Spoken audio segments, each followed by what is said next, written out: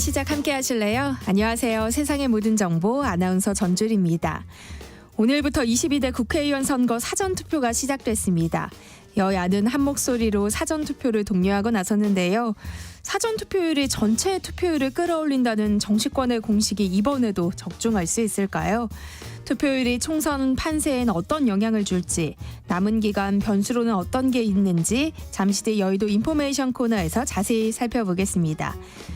거리에 핀 꽃들을 보면서 이제 정말 봄이 왔구나 실감하시는 분들 많으실 텐데요. 일교차가 벌어지는 봄엔 건강관리에 더 유의해야 한다고 합니다. 실제로 춘곤증이나 알레르기, 비염, 결막염 같은 질환이 늘고 있다는데요. 봄철 건강관리법 똑똑 라디오 주치의 코너에서 알려드릴 예정이니까요. 궁금한 분들 계속해서 함께해 주세요. 저희 방송은 KBS 1라디오 유튜브 채널을 통해서도 실시간으로 시청 참여하실 수 있습니다. 많은 관심 부탁드리면서 KBS 세상의 모든 정보 지금 시작합니다.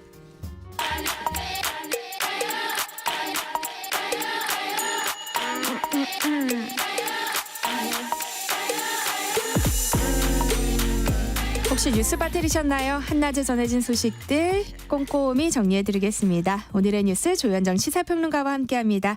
어서 오세요. 네, 안녕하세요. 네, 윤석열 대통령이 어제 전공의 대표와 만나서 140분간 대화를 나눴는데요. 서로 간의 의견차만 확인한 것으로 보여요. 네, 전공의들이 집단행동하고 나서 거의 50일 가까이 돼가고 있는데 처음으로 만났어요. 그 박단 비대위원장이 대통령에게 전공의들의 의견을 전달을 했다고 하는데 네. 특히 그 전공의들의 열악한 처우라든가 근무 여건에 대해서 자세하게 설명한 것으로 전해집니다. 근데 극적으로 만남이 성사된 이후에 도대체 어떤 이야기들이 오갔는지 그거는 공개는 되지 않았어요. 대통령실이 서면으로 짧게 내용을 전한 정도인데 아무래도 이렇게 좀 구체적으로 밝히지 않은 거는 대전협 입장을 고려한 조치로 보여지고 또 어떤 유의미한 성과가 있었다면은 달랐을 것 같기도 합니다. 그 두 사람은 사진 한 장 같이 찍지 않았는데요. 이거는 어느 정도 예상할 수 있었던 부분인 게 네. 자칫 뭐 정치적 선전용이 될 수 있다 이런 우려가 나왔었고 지금 보니까 좀 박단 위원장도 내부의 여러 우려와 비판을 알고도 간 측면이 있는 것 같습니다. 그러다가 이제 면담한 후에 박단 위원장이 SNS에다가 한 줄 글을 올렸는데 대한민국 의료의 미래는 없다라는 멘트였어요. 네. 그러니까 서로 공개가 된 내용은 아니었지만 이 한 줄로 서로 접점을 찾지 못했다라는 걸 우리가 유추를 할 수 있고 애시당초에 그 여러 명의 전공의하고 공개적으로 면담을 하는 게 아니라 그동안 또 대전협은 우리는 뭐 대표성은 없다 이렇게 주장을 했었거든요. 그러니까 그런 단체의 대표를 그것도 이제 비공개로 만나면 여기서 어떤 합의가 나온다고 해도 문제가 될 수 있는 거잖아요. 그래서 이 자체가 무용지물이다 이런 지적도 있었고 뭐 조선일보 같은 경우에는 단독으로 이제 사직 전공의들이 이 박단 위원장에 대해서 뭐 탄핵 성명서를 돌린다 이런 얘기도 했고 이번에 의협 회장이 내부의 적이다 이렇게 저격을 하기도 했습니다. 그 정도로 일단 내부에서의 어떤 비판 여론 박단 위원장이 맡고 있다 이런 거고 그 후에 이제 사직 전공인 류옥하다 씨 같은 경우에는 박단 위원장에 대해서 전공의협회 대표나 비대위원장도 아니다 이렇게 부정을 했고요.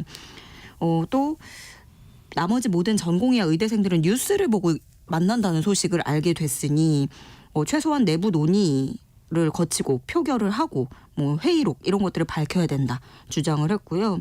이면택 의협 신입 회장은 SNS에다가 아무리 가르쳐도 이해하지 못하면 어떻게 해야 되냐 이렇게 얘기를 하기도 했는데 뭐 여러 가지 기사에서 그럼 이 가르친다는 게 또 누구냐 대통령을 말하는 것인지 뭐 박단 위원장을 저격한 건지 이런 분석이 나오는데 뭐 국민이 될 수도 있는 거 아니냐 뭐 이런 반응도 나오고 있습니다. 오늘 전국 의대 교수들이 회의를 할 것으로 알려졌는데요.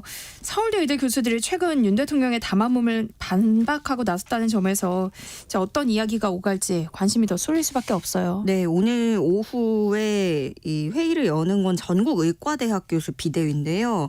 여기는 서울대 의대 비롯해서 20개 의과대학 교수 비대위가 모인 단체예요. 그래서 이 전국 의과대학 교수협의회 전의교협이라고 부르는 여기는 40개 의대 교수들이 모인 곳이라 별도 따로입니다. 네. 근데 일단 만난다고 그 대통령과 박단 위원장이 만난다고 했을 때 환영한다는 반응을 내놨던 곳이긴 해요. 그리고 또 이 윤 대통령과 전공의 측의 면담 이후에 이렇게 의대 교수들이 처음 모이는 거라서 여기서 어떤 논의가 오갈지 관심이 쏠리고 아무래도 이 두 사람 면담 내용을 평가하는 이것과 관련된 내용이 주를 이룰 것으로 보입니다. 그리고 서울의대, 서울대병원 비대위는 대통령 담화문에 대해서 팩트 체크를 한다라면서 반박문을 내기도 했거든요. 담화문 내용이 오히려 사태를 더 악화시킬 위험이 있다라고 주장을 했는데, 그러니까 담화문 전반에 대해서 평가를 하기로는 사태 원인에 대해서 이해가 없고 또 본질에 대한 호도 이런 것들이 가득하다, 이렇게 서울의대 비대위원회는 그렇게 평가를 했습니다. 먼저 윤 대통령 2,000명 증언에 대해서는 이제 정부는 계속해서 좀 과학적인 증언 수치다 이렇게 얘기를 하고 있는데, 이거는 의협의 말을 인용해서 이게 지역의 기관에 이용하지 않고 수도권 대형 병원으로 올라오는 게 문제인데 이거는 근본 대책 없이 다른 곳만 찌르고 있다는 거죠. 그래서 그렇게 공급만을 늘리는 방법으로는 낙수 효과로는 필수 의료 문제를 해결할 수 없다 주장을 했고, 4대 의료개혁 패키지에도 반박을 하면서 이건 대통령실이 내놓은 대안 오래전부터 계속 반복해서 내놨던 것과 전혀 다를 게 없다. 허울뿐인 공약이 될까 걱정이다. 이런 반박문을 냈습니다. 네, 이런 가운데 시민사회단체가 의대 증원 논의가 밀실에서 이뤄져서는 안 된다, 이런 입장을 냈다고요? 네, 경제정의 실천 시민연합인데요. 그러니까 물론 이 경실련도 환자 고통을 빠르게 해소하는 것도 필요하고 또 대화도 필요하다라는 것에는 공감을 하고 있어요. 그렇지만 밀실 대화가 돼서는 안 되고, 또 이 대화의 전제가 증원을 전면 백지화하거나 또 의료계가 내놓는 그런 새로운 방안을 결정하자, 이런 주장도 안 된다라고 맞서고 있습니다.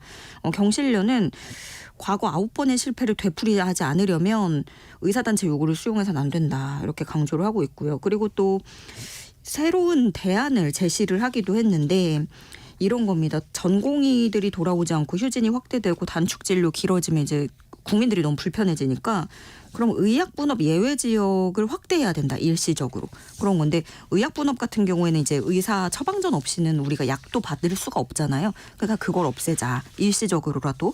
그리고 또 의사의 독점권을 개방해야 된다. 이 부분은 PA 간호사 지금 수술 보조하게끔 잠시 열어줬지만 이 진료 공백이 길어지면 이것도 또 한계가 있다는 거죠. 어떤 진료 행위를 지시할 인력이 한계에 봉착할 것이다, 이런 주장을 하면서 치과 의사나 한의사에 대한 업무 범위로 이렇게 한시적으로 확장을 해야 된다 덧붙였습니다.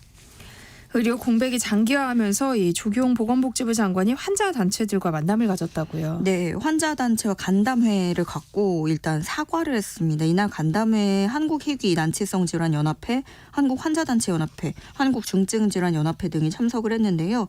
이 한국환자단체연합회가 조사한 사례들을 보면 2월 말쯤에 직장암 수술 예정이었다가 4월로 연기됐는데 또 5월로 다시 연기된 사례라든가 백혈병 치료를 하다가 골수검사 취소를 통보받은 그런 사례들, 이런 것들이 다수였습니다.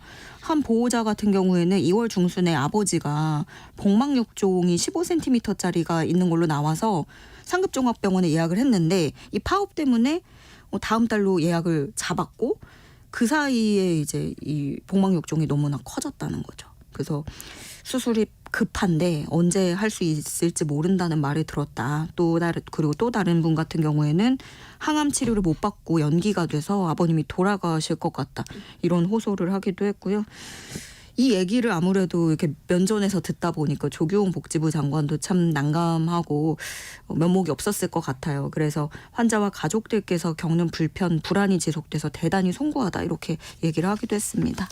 네, 다음 뉴스 살펴보겠습니다. 오늘부터 이틀간 22대 국회의원 선거 사전투표가 실시되죠. 네, 내일까지 전국 3,565개 사전투표소에서 실시가 되는데요. 지금 12시 정오 기준으로 사전투표율 6.6% 기록했어요. 첫날 6시간 동안 290만여 명이 참여를 한 거고요. 이 추이를 좀 비교를 해보면 네. 지난 대선 때는 이 시각에 7.1%였습니다. 그러니까 지난 대선보다는 조금 낮고 21대 총선은 4.9%였으니까 지난 총선보다는 또 높은. 네. 지금 지역별로 보면 가장 높은 곳이 전남 20.87%고요. 가장 낮은 곳은 대구 5.01%입니다. 또 사전투표 같은 경우에는 아주 다른 점이 있다면 전국 어디에서나 할 수 있잖아요. 내 주소지가 아니어도. 대신에 이제 신분증 꼭 지참을 하셔야 되는데 모바일 신분증도 가능하지만 앱을 실행해서 이게 확인을 꼭 현장에서 받아야 되고 그 신분증을 사진으로 찍었거나 스마트폰으로 캡처했거나 이런 이미지 파일은 절대 사용하실 수 없다는 점. 그리고 사전투표는 그 관내투표자, 관외투표자 이렇게 나뉘는데 내 지역구에서 하셨으면 그냥 투표용지만 받고 투표함에 넣으시면 되는데 이제 다른 지역에서 가서 하신 분들 같은 경우에는 투표용지만 받는 게 아니라 회송용 봉투 이걸 꼭 받으신 다음에 투표지를 반드시 회송용 봉투에 넣고 봉함해서 투표함에 넣으셔야 됩니다. 네. 사전투표 참관인이 크게 늘었다고 하는데요. 기형적인 선거제도가 원인으로 지적되고 있다고요. 네, 이번 총선 사전투표 참관인 수가 10만 4천여 명. 투표소 한 곳당으로 평균으로 치면 28.5명의 참관인이 등록을 했습니다. 가장 많은 곳은 한 투표소인데 참관인만 68명이라고 해요. 네. 그러니까 만약에 인구가 적은 지역에서는 자칫하면 이거 유권자보다 투표하러 오는 사람보다 참관인이 더 많을 수 있다. 이런 거고요. 여기 이제 뭐 종일 일을 해야 되니까 수당 나가고 식대 챙겨줘야 되는데 이것만 118억 원에 달한다고 합니다. 4년 전 총선하고 비교하면 3배가량 뛴 건데요. 여기서 좀 의문을 가지실 수 있는 게 참관인 배정이 정해진 대로 배정이 되는 게 아닌가. 그런 의문이 나오는데 이거는 선거에 출마한 정당 후보자별로 최대 2명씩 등록을 할 수 있어요. 근데 그럼 이 원인에 대해서 여러 가지 얘기가 나오는데 먼저 참관인 수당이 올랐습니다. 지난번에 5만 원이었던 거를 그 2배인 10만 원으로 올렸고 6시간만 참관을 해도 수당을 전부 받게 됩니다. 그리고 또 하나는 이 정당 수가 일단 늘어났어요. 지금 그 투표용지도 길잖아요. 네. 그러다 보니까 각자 뭐 2명씩 이제 뭐 등록을 한다 치면 늘어나는 거죠. 비례후보 낸 정당이 38개거든요. 또 문제는 일부 군소정당 같은 경우에 시민단체하고 연계를 해서 사전투표 참관인을 모은 것으로도 알려졌고 그런 문제들이 있다 보니까 선관위가 예전에 사전선거일에도 그 본투표 날처럼 참관 인원에 제한을 두자 하고 법 개정을 국회에 의견을 냈는데 입법은 이루어지지 않았습니다. 이런 상황이지만 이렇게 공직선거법상 정당들이 등록한 참관인을 선관위가 이거 안 된다 돌려보낼 방법은 없고요. 그러다 보니까 이런 급격하게 수당 인상했고 또 기형적인 선거제도 이런 것 때문에 혈세 수십억 원이 추가로 쓰이게 됐다는 지적이 나옵니다. 네, 이런 가운데 여야 대표들도 오늘 사전투표를 했어요. 네, 그 국민의힘 한동훈 비대위원장 신촌으로 가서 사전투표를 한 건데요. 여기는 아무래도 지금 야당의 총공세를 펼치는 이화여대가 위치한 곳이라는 의미가 있겠고 또 청년층 표심 공략도 전략이 있었겠죠. 그러면서 이제 우리는 범죄자가 없다. 라거나 조국이 무너뜨린 공정을 잊었냐 이렇게 호소를 하고 있고요. 민주당의 이재명 대표는 대전 카이스트 재학생들과 함께 사전투표에 참여를 하는데 역시 뭐 충청 대전 이쪽에서는 그 캐스팅 보터라는 의미도 있겠고 무엇보다 카이스트 재학생들과 함께 한다는 거는 정부의 그 R&D 예산 삭감을 비판하는 메시지를 전달하는 의도가 강해 보이고요. 이재명 대표는 대선 때를 상기하면서 그때 한 표 한 표 그 0.73%포인트 차로 갈렸다는 점, 아쉽게 졌다는 점을 강조를 하면서 한 표가 중요하다 이런 것도 호소하고 있습니다. 네. 국민의힘 소속 서울시 의원들이 공공장소에서 우길기를 사용할 수 없도록 한 조례를 폐지하자고 나섰다가 하루 만에 철회하는 일이 있었어요. 네, 그러니까 지금 그 기존 조례는 우길기, 전범기 같이 이렇게 일본 제국주의를 상징하는 조형물, 군사기 이런 것들을 연상시키려는 목적인 상징물은 공공장소에서 전시하거나 판매할 수 없도록 하고 있는데 네. 이걸 서울시 의회 의원들이 나서서 폐지하자라는 조례안을 낸 거예요. 김기령 국민의힘 서울시 의원이 이 조례안을 발의를 했고 여기에 국민의힘 소속 서울시 의원 19명이 조례 찬성 의원의 이름을 올렸습니다. 근데 이 일이 알려지자마자 어제 여론이 들끓었어요. 네. 그럼 이게 왜냐하면 이 조례가 폐지가 되면 전범기가 서울시나 공공장소에서 전시가 되더라도 어떻게 이거 서울시 차원에서 제재할 방법이 없어지기 때문입니다. 이렇게 논란이 일자 하루 만에 자진 철회를 했고요. 오해의 소지가 있어서 이걸 철회했다라는 입장을 내놨고 한동훈 위원장도 화들짝 놀랐습니다. 입장문을 내고 절대 용납할 수 없다. 조례안 폐지 당연히 강력히 반대한다 하고 엄중 대처를 요구를 했는데 아무래도 총선 한창에 이 친일 프레임은 부담스러울 수밖에 없었던 것으로 보여집니다. 네, 기시다 일본 총리가 다음 주에 미국을 국빈 방문하는데요. 미국 의회 연설에서 과거사에 대한 반성은 언급되지 않을 것으로 전망되고 있죠. 네, 이 기시다 총리는 현지 시간 11일에 상하원 합동연설에 나설 예정입니다. 근데 일본 지지통신은 이 자리에서 기시다 총리가 과거사와 전쟁에 대한 반성을 언급하지 않는다는 방침을 굳혔다 이렇게 보도를 했는데요. 그럼 연설에서는 어떤 얘기를 할 것 같냐? 지금 얘기가 나오는 건 중국과 러시아 패권주의를 염두에 두는 미국과 일본의 공조를 강조할 것으로 전해졌습니다. 그런데 이 일본 총리의 미국 상하원 합동 연설이 2015년에 아베 신조 전 총리 이후에 9년 만이거든요. 근데 그때 아베 전 총리가 어떤 얘기를 했느냐? 우리는 전쟁에 대한 깊은 반성의 마음으로 전후를 시작했다. 아시아 국가의 국민에게 고통을 주었다. 그것을 외면해서 안 된다. 이렇게 얘기를 했었거든요. 네.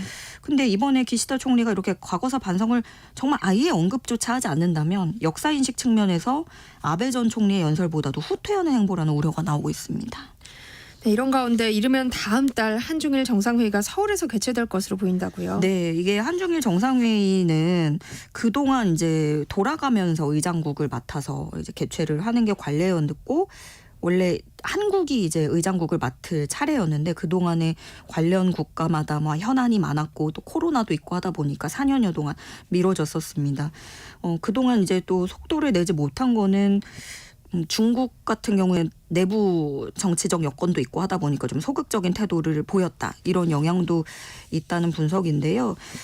외교부 당국자는 지금 서울에서의 정상회의 개최 일자를 3국 간에 협의 중이라고 밝혔습니다. 한낮의 교양 파트너 지금 여러분께서는 세상의 모든 정보와 함께하고 계십니다. 물가 상승률이 좀처럼 꺾이지 않고 있는데요. 정부는 현장 점검을 이어가고 있죠. 네, 농산물 물가가 치솟고 외식 물가도 소비자 물가 상승률보다 높은 증가세를 거듭하는데 여기에다가 국제유가 상승 여파, 물가를 불안정하게 하는 요인으로 떠오르고 있습니다. 정부의 대형 과제인데요. 정부 관계부처 간부들은 잇따라 현장 점검에 나섰습니다. 그래서 이제 살펴보니까 수박 농가에 갔는데 수박은 겨우내 일조량이 감소하면서 생육이 저조하긴 했지만 그 이후에 다행히 뿌리는 잘 내렸다고 해요. 그리고 산업통상자원부도 유가 상승에 편승해서 기름값 과도하게 올리는 주유소가 있는지 가격 점검에 나섰는데요. 정부는 물가가 안정될 때까지 선별 지원, 공급 확대 등 총력을 기울인다는 방침입니다. 네, 여기까지 듣도록 하겠습니다. 지금까지 조현정 시사평론가와 함께했습니다. 고맙습니다. 네, 고맙습니다. KBS 1라디오 세상의 모든 정보 함께하고 계신 지금 시각은 12시 38분입니다. 이 시각 교통정보 알아보겠습니다. 이 시각 교통정보입니다. 평소보다 이동량이 많은 편입니다. 여기에 돌발 상황 여파가 더해진 것들이 있는데요. 부산 외곽고속도로 창원 쪽으로 대감 분기점 부근의 사고는 드디어 정리됐습니다. 대형 화물차 관련 사고라 처리에 시간이 걸렸는데요. 노포 분기점에서 김해 가야 쪽으로 7km가량 여파를 받고 있으니까요. 참고해서 운행하시면 좋겠습니다. 정체는 빠르게 풀려가고 있습니다. 작업으로 어려워진 곳들도 있는데요. 중부 내륙고속도로 양평 쪽으로는 고령 분기점 부근에서 작업 정체가 이어집니다. 통영 대전고속도로 대전 쪽으로는 서상 부근 2, 3차로가 막혀 있습니다. 1km가량 정체고요. 서울시내 강변북로 구리 방향 동호대교 부근에서 작업 중이라 원효대교부터 정체 이어집니다. KBS 교통정보센터에서 이현입니다.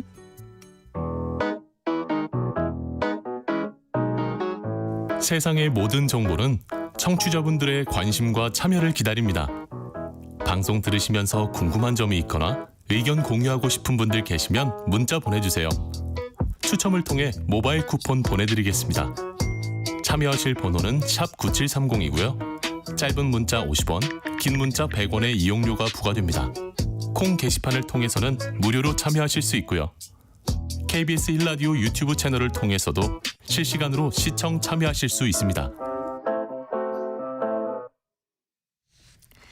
정치권 움직임은 뉴스를 꼼꼼히 챙겨보지 않으면 이해하기가 쉽지 않은데요. 청취자 여러분들을 여의도 정치로 안내해드리겠습니다. 여의도 인포메이션 문화일보 이은지 기자와 함께합니다. 안녕하세요. 안녕하세요. 네, 오늘부터 22대 국회의원 선거 사전투표가 시작됐어요. 여야 모두 사전투표 독려에 열을 올리고 있죠. 네, 여야 지도부는 물론이고 비례위성정당 또 제3지대 정당 지도부도 사전투표 첫날인 오늘 오전에 일제히 사전투표를 했습니다. 네. 이제 적극 좀 투표에 나서달라고 호소도 했는데요. 이제 조국혁신당 대표 같은 경우는 오늘 오후에 자신의 고향인 부산에서 사전투표를 할 예정입니다. 애초 내일로 공지를 했었는데 뭐 다른 정당들이 다 오늘 오전에 좀 마무리를 지으면서 좀 다른 정당 지도부와 마찬가지로 오늘 투표권을 행사할 예정입니다. 네. 그간 정치권에선 사전투표율이 높으면 진보 정당이, 본투표율이 높으면 보수 정당이 유리하다 이런 속설이 좀 정설처럼 여겨졌는데요. 국민의힘이 사전투표에 이렇게 적극적으로 나서는 이유는 뭘까요? 실제로 최근 이뤄진 선거를 보면 민주당이 사전투표에서 상대적으로 유리한 결과가 많이 나왔어요. 그런데 지난 대선에는 사전투표율이 역대 최대치였지만 윤석열 당시 국민의힘 후보가 당선이 됐습니다. 네. 그래서 국민의힘도 이번에는 수개표 방식이다라는 걸 강조하면서 안전하니 사전투표에 적극 나서달라라고 하고 있는데요. 그러한 배경에는 이번 총선에서 고령층 유권자 비중이 역대 최대치로 나타났기 때문입니다. 유권자 전체 4,438만 명 중에 60대 이상 고령층 비율이 31.4%로 2030 청년층이 28.8%거든요. 사상 처음으로 2030 청년층을 추월한 겁니다. 그래서 60대 이상 고령층은 아무래도 여당 지지층이 많이 분포하고 있다고 알려져 있기 때문에 이번 선거가 격전지만 50곳에 달해서 최대한 결집에 나선 걸로 보면 될 것 같아요. 또 국민의힘이 사전투표에 이렇게 적극 나선 건 사실 2022년 대선부터입니다. 이제 당시 윤석열 국민의힘 후보와 이재명 민주당 후보의 격차가 엎치락 뒤치락하는 좀 백중세였는데요. 국민의힘도 이틀간의 사전투표 기회를 최대한 활용해서 지지층을 결집시키려는 그런 독려를 많이 했고요. 당시 또 코로나19 유행으로 본투표 당일 투표를 하지 못하는 사람이 발생할 수도 있잖아요. 특히 고령층은. 네. 그때부터 사전투표 독려 흐름이 국민의힘에서도 이어져 왔다라고 보시면 될 것 같습니다. 이번 총선에선 선거 때마다 이제 보수 진영 일각에서 제기됐던 사전투표 부정설 크게 언급되지 않는 것 같아요. 왜 그런 거예요? 일단 여당으로 치르는 선거고요. 야당 때는 사실 정부의 사전투표 부정설을 주장할 수 있지만 집권 여당일 때 이러한 정부 시스템상 오류를 지적하게 되면 책임은 오롯이 정부로 돌아가게 돼 있잖아요. 이번에는 그래서 이러한 부정설을 일축하고자 수개표 방식으로 바꿨다, 안전하다라는 걸 계속 강조하고 있는 거고요. 네. 사실 그리고 과거 사례에서 그 사전투표 부정설을 국민의힘에서 꺼냈을 때 사실 역풍도 만만치가 않았습니다. 특히 중도층에게는 당시 황교안 대표의 사전투표 부정설이랑 음모론이 크게 공감을 얻지 못했고요. 반감만 얻었다라는 부정적인 평가도 있었습니다. 네. 정치권 안팎에선 투표율이 선거의 당락을 가릴 주요 변수가 될 거다 이런 관측이 나오고 있는데요. 일단 사전투표율이 높으면 전체 투표율도 높다는 공식은 맞는 거예요? 역대 총선에서 최대 투표율을 기록한 게 4년 전인 21대 총선입니다. 당시 전체 투표율이 66.2%였어요. 이때 사전 투표율이 26.69%로 20대 총선이 12.2%였거든요. 거의 2배 이상이 네. 는 겁니다. 그래서 2022년 대선에서는 사전 투표율이 36.93%로 역대 최고치를 찍었는데요. 그전에도 사전 투표율이 꾸준히 늘어온 만큼 전체 투표율도 함께 증가해오는 흐름을 보여왔습니다. 그러면 이러한 흐름에 따르면 사전투표율이 높으면 전체 투표율도 높다라는 상관관계를 어느 정도는 볼 수 있지만 원인과 결과가 명확히 일치하는 인과관계로 보기는 아직 어렵다라는 게 학계 의견입니다. 그 이유로는 자신이 살지 않은 지역에서도 사전투표가 가능한 관외투표가 도입되면서 일단 편의성이 증가했잖아요. 그런 측면에서 사전투표율이 꾸준히 오를 수밖에 없고 사실 사전투표를 하러 나가는 사람들은 어차피 본투표에 나가려 했던 사람들이라는 거예요. 즉 투표일에 투표를 하려던 유권자들이 시기만 앞당겨서 사전투표장으로 향한 것이다. 이런 분석도 있어서 좀 사전투표율이 높으면 전체 투표율이 높아진다라는 증명은 아직은 어렵다라고 보고 있습니다. 네. 그럼 이번 선거 투표율과 관련해서 어떤 전망이 나오고 있어요? 일단 재외선거 투표율은 역대 최고치를 기록한 상황이잖아요. 역대 최대가 될 수 있다. 투표율이 이런 전망이 정치권 안팎에서 나오고 있는데요. 일단 재외선거 투표율도 62.8%로 역대 최고치를 찍었고요. 재외선거 같은 경우는 그간 상대적으로 민주당이 유리한 결과가 많이 나왔어요. 네. 그래서 이재명 민주당 대표도 오늘 이 같은 결과에 대해서 해외 교민 투표가 대한민국 역사상 최고치를 찍었다고 하는데 비슷한 상황이 국내 본투표에서도 벌어질 수 있겠다라는 기대가 있다라고 밝히기도 했습니다. 또 사전 투표율이 역대 총선에서 동시간대 최대치를 또 찍었다는 점이 좀 고무적인데요.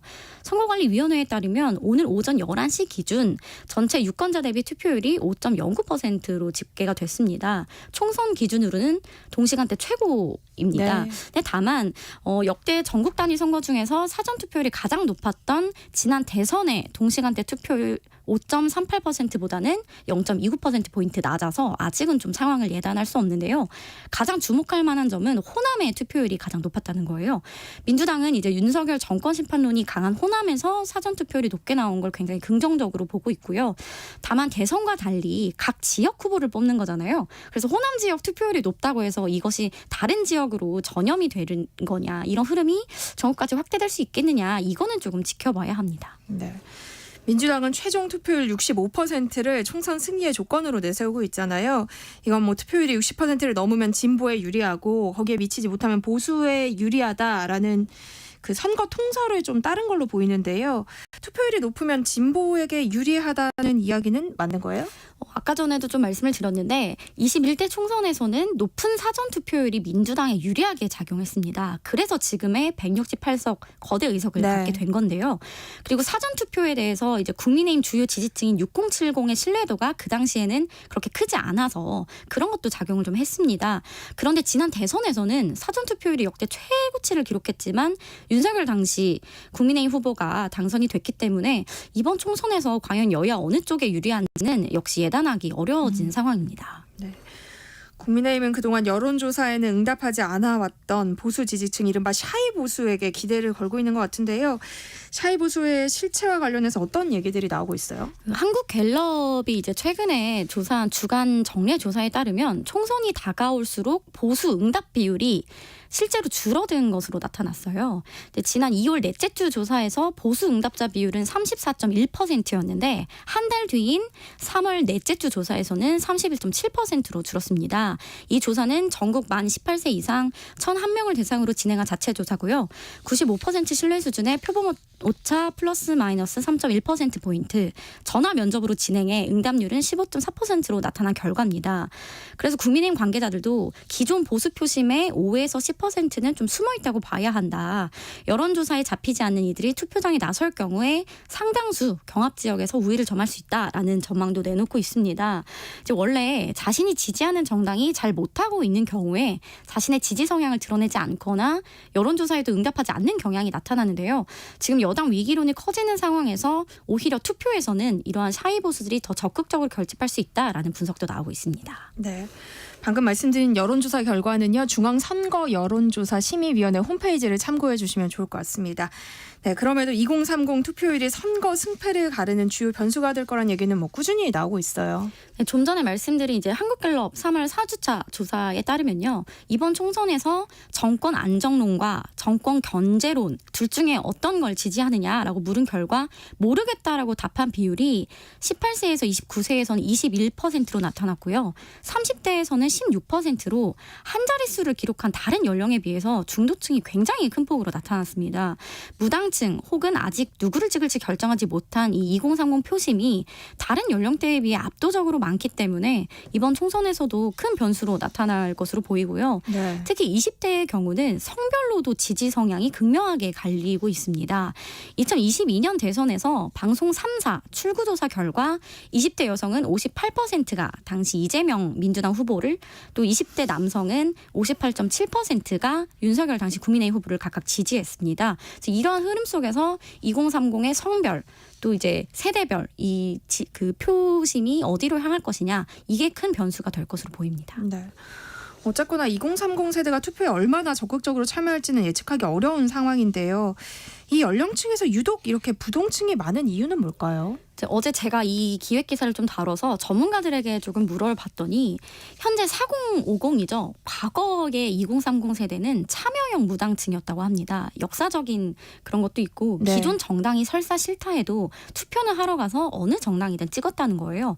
그런데 현재의 2030은 탈이념, 탈정치 성향을 가진 무당층이라서 부동층이 굉장히 많을 수밖에 없다. 이런 분석을 내놨습니다. 네. 이야기를 나누다 보니 궁금증이 생기는데요. 여야는 지금의 선거 판세를 어떻게 예측하고 있어요?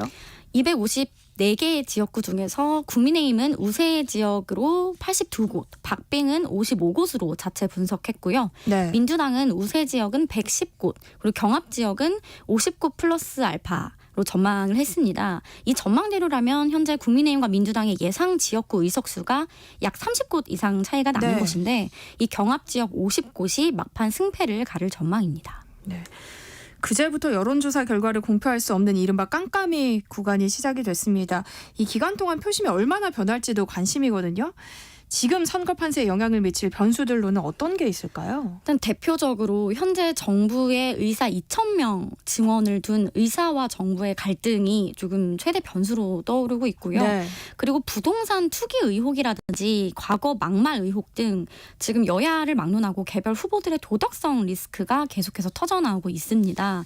또 지금 한동훈 국민의힘 비상대책위원장과 이재명 민주당 대표가 전국 곳곳을 누비면서 현장 유세를 다니고 있는데 네. 점차 보면 발언 수위가 점차 높아지고 있습니다. 이번 선거가 아무래도 백중세이다 보니 정권 심판이냐 혹은 정권 안전론이냐 이 일을 두고 굉장히 싸우고 있는 모양새라서 여기에서 말실수가 나올 가능성 이걸 사실 양당에서는 조금 걱정하고 있는 게 사실입니다. 좀 대표들의 설화 리스크라고 할 수 있고요. 네. 마지막으로는 이미 꾸준히 변수로 자리 잡고 있는 민생, 경제 문제, 고물가도 영향을 미칠 것으로 양당은 보고 있습니다. 그래서 계속 이른바 대파 이야기를 민주당에서 계속하는 것도 이 물가에 굉장히 표심이 갈릴 수 있다라고 판단을 하고 있는 겁니다. 네. 제3지대 정당들도 당 정체성을 드러내는 핵심 공약을 강조하면서 표심 공약에 나선 상황이에요.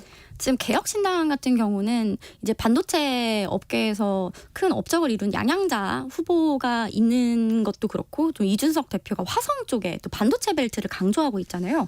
그래서 과학기술 패권국가 도전, 그다음에 사법개혁, 경제 체력 강화 이런 것들을 내놨고요. 이제 새로운 미래 같은 경우는 그 분권형 대통령제로 개편해야 한다. 또 대통령 결선 투표제 도입을 주장하고 있고요. 또 노동 가치 수호, 임금 하락 없는 주 35시간 노동 등을 제시를 했습니다.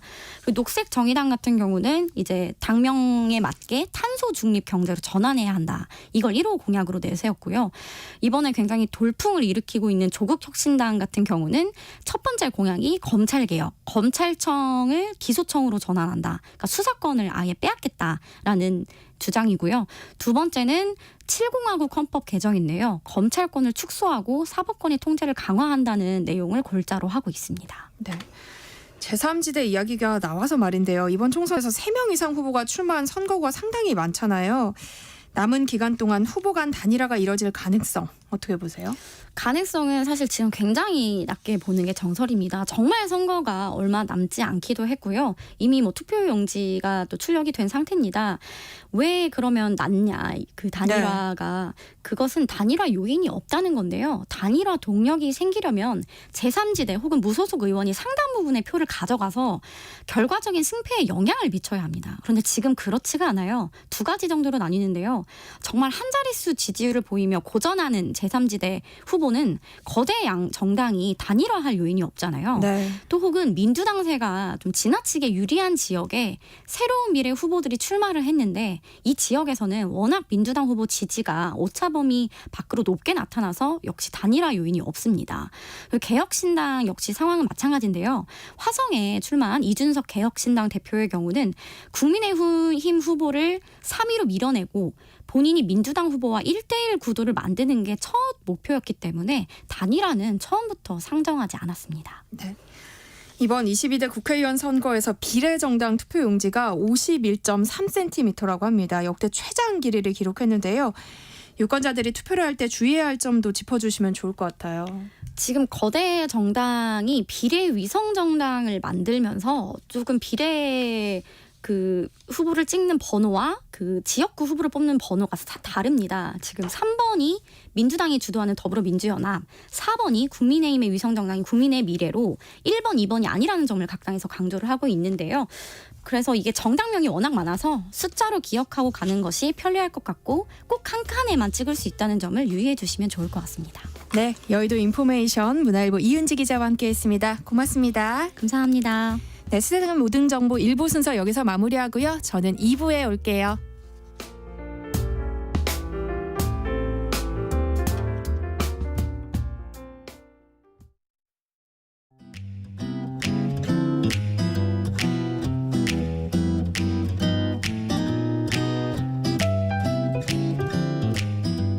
안녕하세요.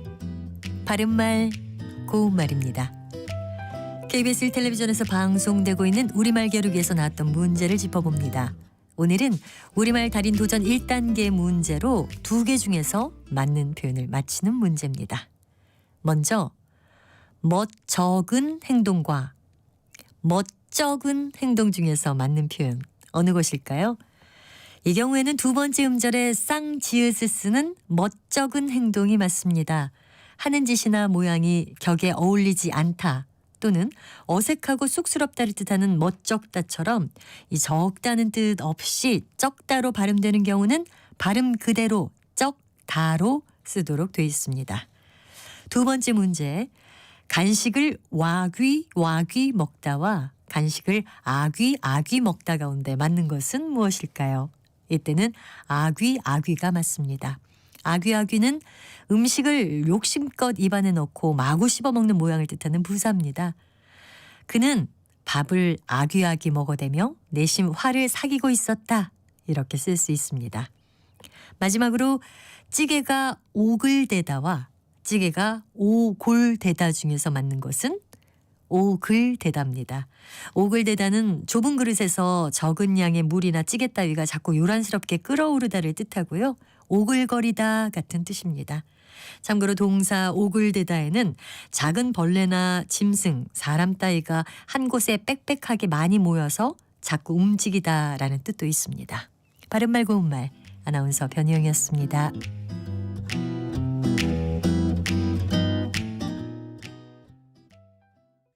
국회의원 하면 뭐가 떠오르세요? 그렇게 큰 관심은 없는 것 같고요. 자신들의 이익이 우선인 것 같은 느낌이 강하죠. 부정적이죠. 나라를 위한다고 하지만 결국은 그렇지 못한 것 같고. 좋은 분도 계시지만 개인 사욕 차리는 분들도 계신 것 같아요. 이번 총선 때 투표하실 건가요? 투표해야 되죠. 국민이 투표를 안 하면 되나. 내가 사는 지역의 어떤 정책을 결정하는 사람인데 조금이라도 더 마음에 드는 사람이 있다면 그 사람한테 한 표를 주는 게 맞지 않나. 투표할 예정입니다. 국회의원 선거니까 해야죠. 네, 투표해야죠. 서민들한테 도움이 되는 그런 정책을 펼쳐주시면 어떨까 하는 바람이 있습니다. 4월 10일 수요일 나와 우리 동네 대한민국의 미래를 위해 투표하세요.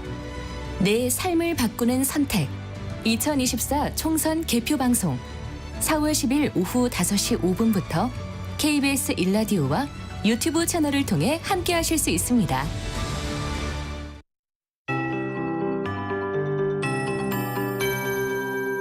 KBS 58분 날씨. 식목일인 오늘은 활동하기 좋겠습니다. 아침부터 평년 기온을 웃돌며 서울이 12도로 출발했는데요. 한낮에 서울과 춘천 17도, 부산, 제주 17도, 대전 18도, 광주 20도 안팎까지 오르겠습니다. 맑은 하늘에 공기도 깨끗하겠습니다. 전국의 미세먼지 농도 보통 단계를 보이겠고요. 경기 북동부와 강원 영서를 중심으로 오후까지 빗방울이 떨어지는 곳이 있겠습니다. 주말에도 맑고 포근하겠습니다. 다만 제주도는 내일 오전부터 낮 사이 빗방울이 떨어지겠고 내일 밤 수도권과 충청, 경상권은 공기가 탁해질 수 있겠습니다. 기온은 오름세를 보이며 모레 서울의 낮 기온이 22도, 광주와 대구 24도까지 오르겠고요. 다음 주도 대체로 따뜻할 전망입니다. 다만 낮과 밤의 기온차가 15도에서 20도 이상 매우 큰 만큼 건강관리 잘 해주셔야겠습니다. 한편 수도권과 강원권을 중심으로 대기가 건조한 곳이 있습니다. 바람도 약간 강하게 불어 화재가 발생할 위험이 크니까요. 불씨 관리에 힘써주시기 바랍니다.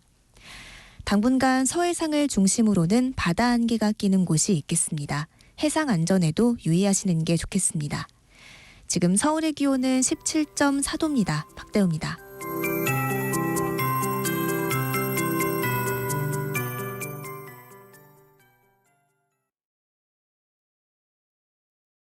정성을 다하는 국민의 방송 KBS가 한시를 알려드립니다. AM 711kHz, FM 97.3MHz, KBS 1라디오입니다. HLKA.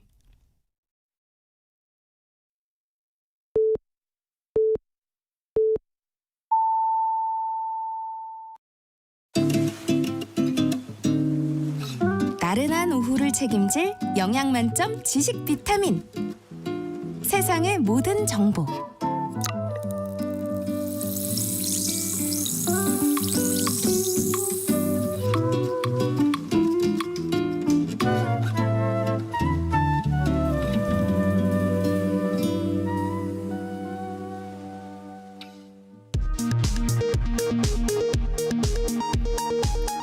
이 시각 라디오 정보센터 뉴스입니다. 중앙선거관리위원회는 22대 총선 사전투표 첫날인 오늘 낮 12시 현재 투표율이 6.56%로 집계됐다고 밝혔습니다.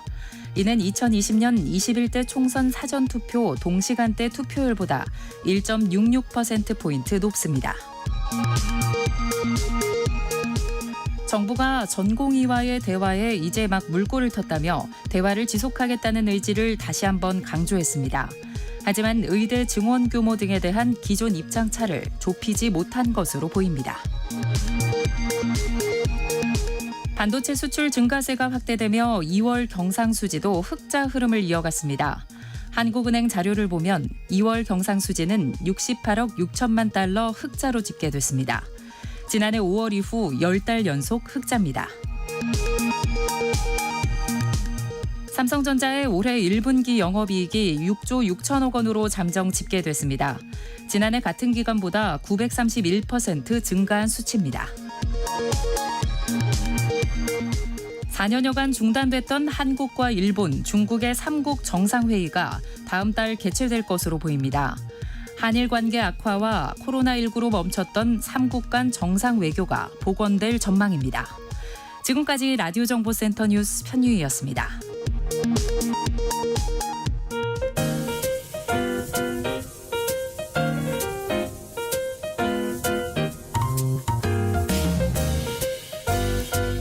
정신없이 바쁜 하루, 지금 우리 주변에서 벌어지고 있는 사건 사고 소식들 한숨 돌리며 살펴보시죠.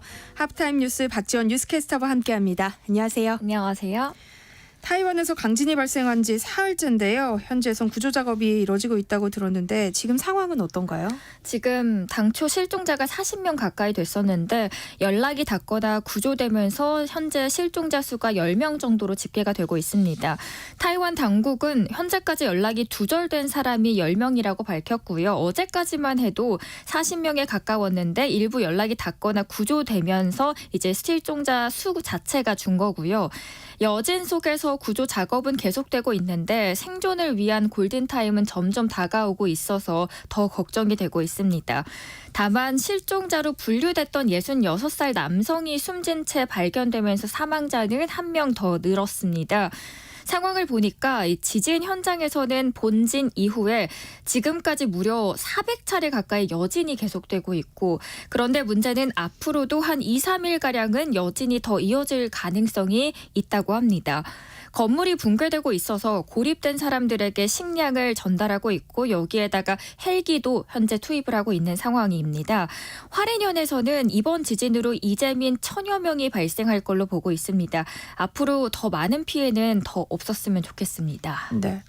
한편 이번 강진으로 건물이 흔들리는 와중에도 온몸으로 신생아를 지켜내는 간호사의 모습이 포착돼서 화제가 되고 있다고요. 아마 청취자분들께서도 이 영상 보신 분들 있으실 겁니다. 그만큼 화제가 되고 있는데요.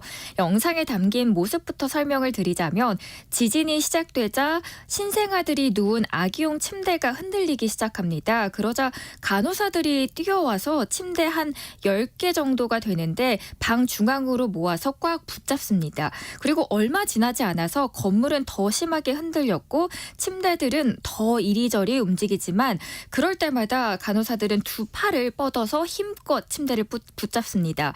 이 신생아를 지키려는 모습들이 그대로 그 영상 안에 담긴 건데 간호사들의 선행을 본 누리꾼들은 목숨을 걸고 안전을 지키려는 간호사들의 선행이 너무 감동적이다. 그들의 마음의 가슴이 따뜻해짐이 전해진다 등의 이야기들이 덩달아 나오고 있습니다. 네. 강릉의 한 다가구 주택에서 8살 남자아이가 숨진 채 발견됐는데요. 열흘 전 아동학대 의심 신고가 접수됐던 아동이었다고요. 이게 사건이 발생했던 것은 4일입니다. 오전 11시쯤 말씀해 주셨듯이 강릉시 노암동 한 다가구 주택 방 안에서 A군이 숨진 채 발견이 됐습니다. 신고는 A군의 어머니가 했습니다. 아이가 자다가 숨을 쉬지 않는다라고 하면서 119에 신고를 한 거죠. 하지만 현장에 도착했을 때는 이미 A군은 숨진 상태였고요. 이상한 거는 A군의 왼쪽 눈에 멍자국이 들어 있었다라는 겁니다. 그래서 조금 더 경찰이 알아보니까 이미 한 달 전에 경찰에 아동학대 의심 신고가 접수됐던 아이였습니다. 신고자는 어머니가 아닌 교사였고요. 아이가 눈에 멍이 든 채 등교를 하니까 이상하잖아요. 네. 그래서 경찰에 교사가 신고를 한 겁니다. A군의 동생이 있는데요. 사건 이후 그래서 부모와 현재 분리 조치된 상태고요. A군에 대해서는 국립과학수사연구원에 부검을 의뢰하고 정확한 사망 원인을 조사할 방침입니다. 다음 뉴스 살펴보겠습니다. 사과와 배 등 농산물을 중심으로 장바구니 물가가 많이 올랐는데요. 가공식품 업체들도 가격 인상을 예고하고 있다고요? 특히 저처럼 군것질 좋아하시는 분들에게는 좋지 않은 소식입니다. 저희가 계속해서 물가 상승 이야기는 전해드렸던 거고 연휴 때는 과일, 그 이후에는 김 이야기 전해드렸었는데 네. 이번에는 초콜릿 상품까지도 오를 것 같습니다.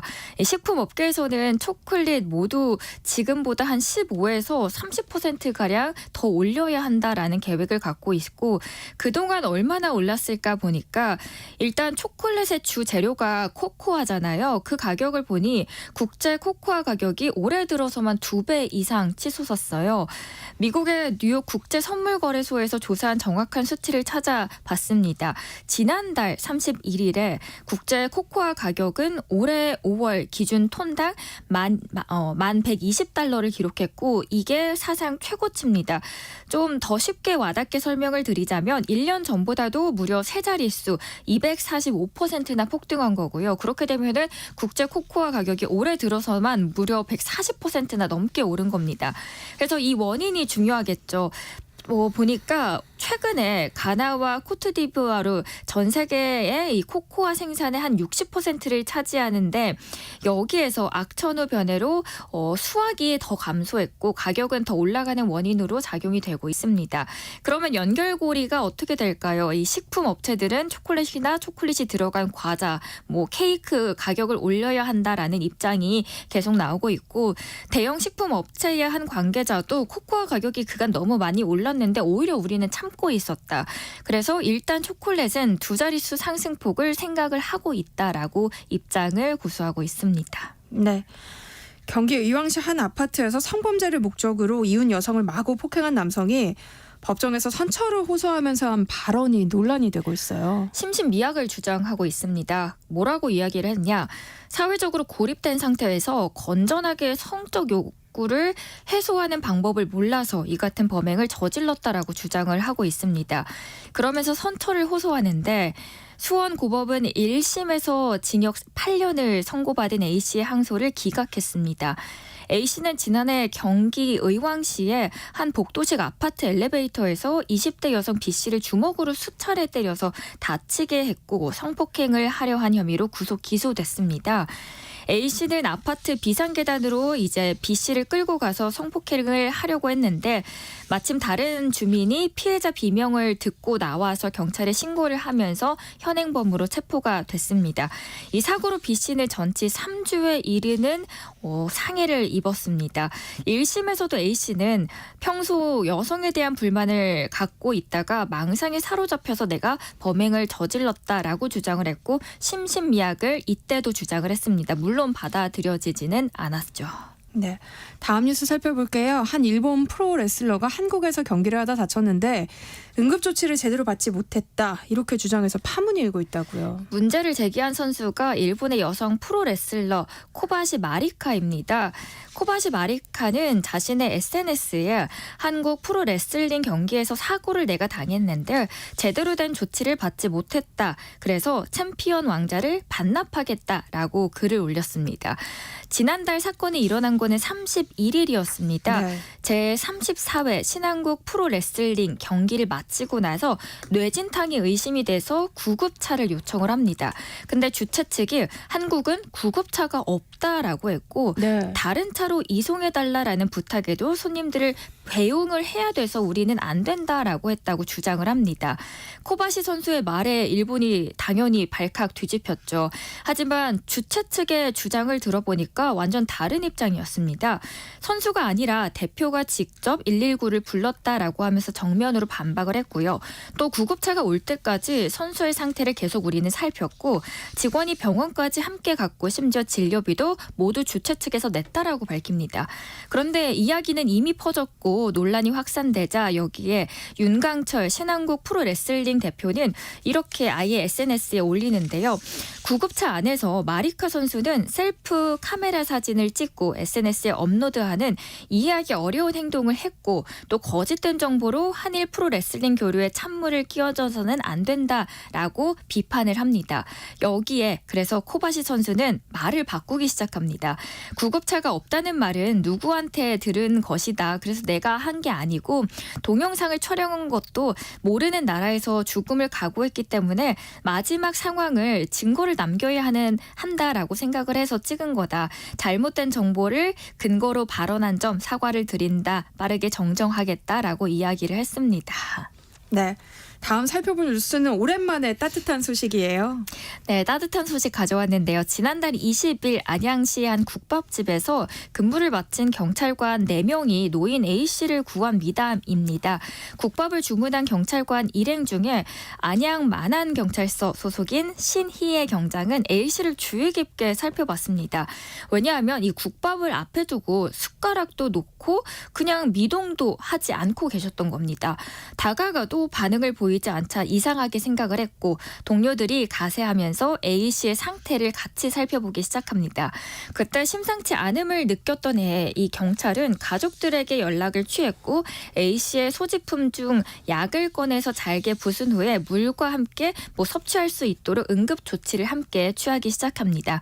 알고 보니까 당뇨로 인한 저혈압성 쇼크였고요. 정신을 잃어가던 A씨는 그래도 다행히 경찰의 발빠른 응급조치 덕분에 다시 일상을 회복할 수 있었습니다.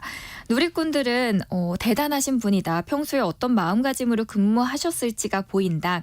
따뜻한 밥을 드시지는 못했지만 우리 국민들의 마음은 뜨거워졌다. 이런 경찰분들이 있어서 오늘도 행복한 하루를 보낸다 등의 따뜻한 반응들을 보여주고 있습니다. 네. 캐나다에서 만우절을 맞아 공개한 이색 교통안전 캠페인이 전 세계 누리꾼들의 호응을 얻고 있어요. 캐나다 밴쿠버 시내의 한 횡단보도인데요. 자세히 보니까 이곳을 건너는 보행자의 모습이 아주 특이하더라고요. 저마다 한 곳에 든 빨간 벽돌을 위아래로 흔들면서 횡단보도를 건넙니다. 눈에 띌 수밖에 없겠죠. 근데 이 기상천외한 보행 문화 알고 보니까 캐나다의 한 시민단체가 만우절을 맞아서 공개한 교통안전 캠페인 일명 보행자 벽돌 횡단 시스템이었습니다. 보행자가 벽돌을 들고 횡단보도를 건너면 운전자가 잘 보일 수밖에 없겠죠. 그래서 이걸 활용해서 사고를 예방하겠다라는 취지입니다. 그런데 사실 이 캠페인의 진짜 목적은 그 뒤에 따로 있었습니다. 횡단보도에서 보행자 우선 원칙을 지키지 않은 운전자와 또 자동차 중심의 도로 문화를 풍자하기 위한 거였는데요. 이 유머러스하면서도 확실한 효과이고 좀 특이하잖아요. 그래서 전 세계 누리꾼들에게도 호응을 받고 있는 겁니다. 이 호응에 힘입어서 밴쿠버 도심의 또 다른 교차로에서도 이 벽돌 시스템이 실제로 설치가 됐다고 해요. 그 효과가 발휘가 돼서 그래도 더 안전한 도시가 됐으면 좋겠습니다. 네, 하프타임 뉴스 박지원 뉴스캐스터와 함께했습니다. 고맙습니다. 행복한 하루 되세요. 내일 점심 메뉴 추천. 귀로 듣는 푸짐한 지식 한 상 어떠세요? 세상의 모든 정보 아나운서 전주리입니다. 건강에 관한 모든 궁금증을 풀어드리는 시간입니다. 똑똑 라디오 주치의 을지대학교 가정의학과 오한진 교수님과 함께합니다. 어서 오세요. 네, 안녕하셨어요? 네, 이제 완연한 봄입니다. 꽃도 많이 폈고요. 날씨도 많이 포근해졌는데요. 이맘때면 무기력증을 호소하는 분들이 참 많다면서요. 네, 많죠. 춘곤증이라고 다들 알고 계시죠. 근데 이 춘곤증은요, 병인 것 같으면서 병이 아니에요. 네. 왜냐하면 진단 기준이 없어요. 얼만큼 졸려야 춘곤증이다. 뭐 언제 졸려야 춘곤증이다. 이런 게 없습니다. 이 춘곤증이 왜 오냐 하면 겨울에는 이제 낮 시간이 좀 짧죠. 뭐 아침 해도 늦게 뜨고 일찍 지고 그러니까 낮 시간이 짧은데 봄이 되면서 낮 시간이 길어져요. 해가 뜨는 시간이 빨라지고 해가 늦게 집니다. 그러면서 신체 활동이 많아져요. 그런데 먹는 건 똑같아. 그러니까 늘어난 신체 활동에 필요한 에너지원이나 영양소 공급이 잘 따라가지를 못하게 됩니다. 네. 또 호르몬 분비들도 잘 못 따라가는 경우가 있어요. 그러면 이것 때문에 불균형이 생기면서 피곤하다 이렇게 느껴지는 그런 것을 우리가 춘곤증이다 이렇게 이야기합니다. 그럼 춘곤증의 대표적 증상 어떤 게 있어요? 졸리는 거죠. 뭐 피로하다, 졸리다, 뭐 피곤합니다. 그러면서 이제 저를 찾아오세요. 그러면서 제 얼굴에 혹시 피곤하다고 안 써 있나요? 이렇게 말씀들을 하시는데 네. 피곤은 본인만 느끼는 거예요. 그건 의사 선생님이 알 수가 없습니다.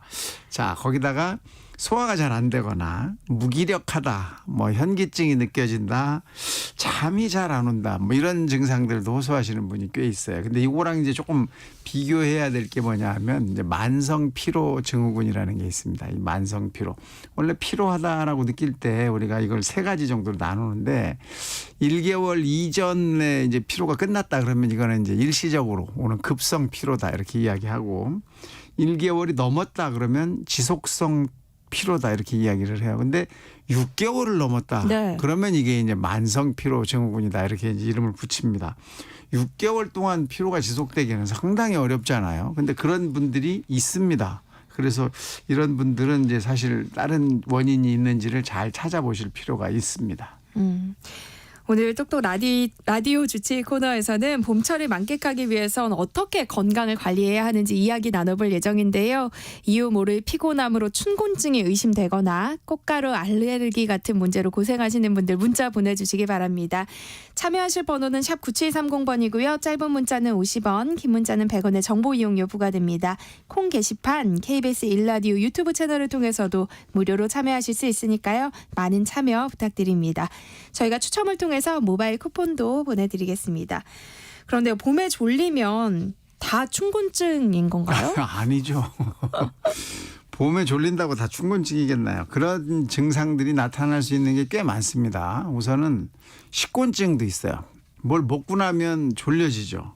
저도 먹고 운전하면 막 졸려가지고 그냥 문제가 생기는 경우도 생기는데 이 식곤증은 사실 음식이 우리 몸속으로 들어가면 이거 소화를 시켜야 되기 때문에 이 내장 쪽으로 혈액이 많이 갑니다. 왜냐하면 내장을 자꾸 움직이고 그쪽에 영양소를 줘야 힘을 쓰고 소화가 되니까 그러다 보면 뇌로 가는 이제 혈류가 떨어져요. 그래서 뇌가 충분한 영양소와 산소 공급을 잘 못 받게 되는 그런 상황이 오게 되고 그러면 졸려지는 거죠.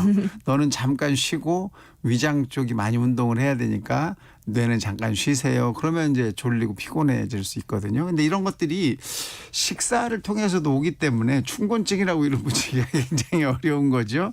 그러니까 여러분들도 잘 생각해 보셔서 나는 안 먹었는데도 졸리더라, 피곤하더라 이런 거 하고 나는 밥을 먹을 때만 졸리더라 요걸 가지고 이게 춘곤증이냐 식곤증이냐 좀 구별해 보시면 좋겠습니다.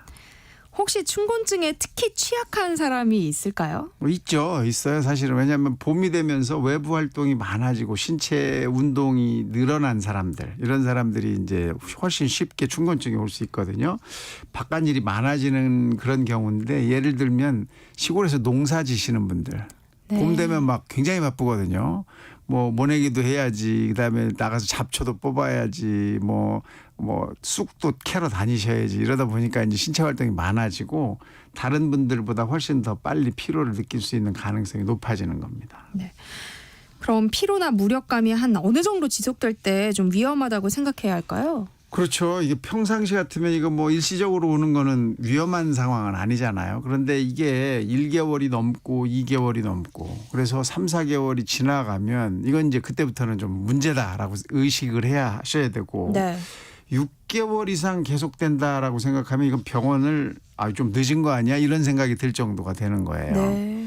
6개월 이상 지속할 수 있는 원인들이 있는데 이제 감염이 돼 있다거나 내 몸 어딘가에 또 간이나 콩팥의 기능이 많이 떨어졌다거나 당뇨병이 새로 생겼다거나 또는 갑상선 호르몬에 문제가 생기는 그런 병이 왔다거나 또 잠을 잘 못 주무시는 수면 장애가 생겼다거나 감정의 변화가 생기는 우울증이나 불안증이 있다거나 할 때 이렇게 피로하다 또는 뭐 무기력하다라는 느낌을 6개월 이상 느낄 수가 있습니다. 이럴 때는 반드시 원인을 찾아서 그걸 해결하셔야 이게 무기력감, 피로 이게 이제 좀 해결될 수 있는 거죠. 네. 근데 피로를 감별하는 게 사실 쉽지 않잖아요. 내가 피곤하긴 한데 이게 충곤증인지 만성 피로인지 뭐 만성 피로 증후군인지 이걸 구분하는 건 쉽지 않을 것 같아요. 그럼요. 쉽지 않아요. 절대 쉽지 않습니다. 왜냐하면 피곤하다, 피로하다라는 이 의미는 주관적인 증상이기 때문에 그러니까요. 나 혼자만 느끼는 거지 의사 선생님이 얼굴 보고 확인할 수가 없거든요. 그러니까 혼자서 피곤한데 이게 너무 오래 간다 싶을 때 병원을 반드시 가셔야 돼요.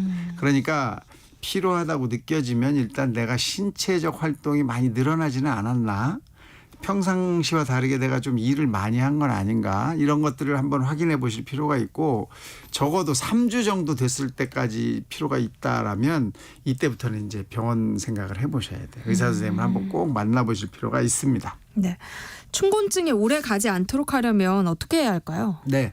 춘곤증은 이제 봄에 늘어난 신체 활동에 맞지 않는 영양소 공급 때문에 온다고 이제 말씀을 드렸으니까 이때 꼭 필요한 영양소 공급을 하셔야겠죠. 그래서 봄철에 주로 나는 제철 채소, 제철 과일 이런 것들을 충분히 섭취하시는 게 큰 도움이 되고 또 봄이 됐으니까 나 이제 여름에 옷을 좀 가볍게 입기 전에 좀 노력해가지고 체형을 좀 바꿔야 되겠다. 그래서 갑자기 운동을 많이 시작하시면 반드시 옵니다. 그러니까 운동량을 조금 천천히 증가시키는 게 좋고요.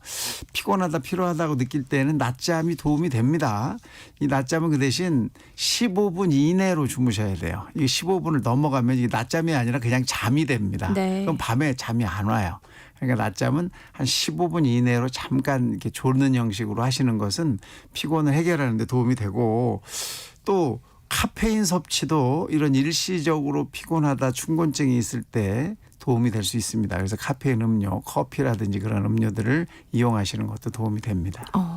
아침을 먹으면 좋다는 얘기도 있던데 이건 맞는 거예요? 그렇죠. 신체 활동이 늘어나서 사실 영양소 공급이 부족하면서 오는 거니까 영양소 공급을 더 늘리려면 아침 식사하는 게 좋겠죠. 특히 오전에 할 일이 많으신 분들. 시골에서는 이제 되게 오전에 일이 대부분이고 해가 막 쨍쨍 뜨면 이제 일을 못 하시잖아요. 그러니까 오전 일이 많으신 분들은 아침 식사를 반드시 하시는 것이 이런 피곤을 덜 느끼게 되는 아주 좋은 방법이 되거든요.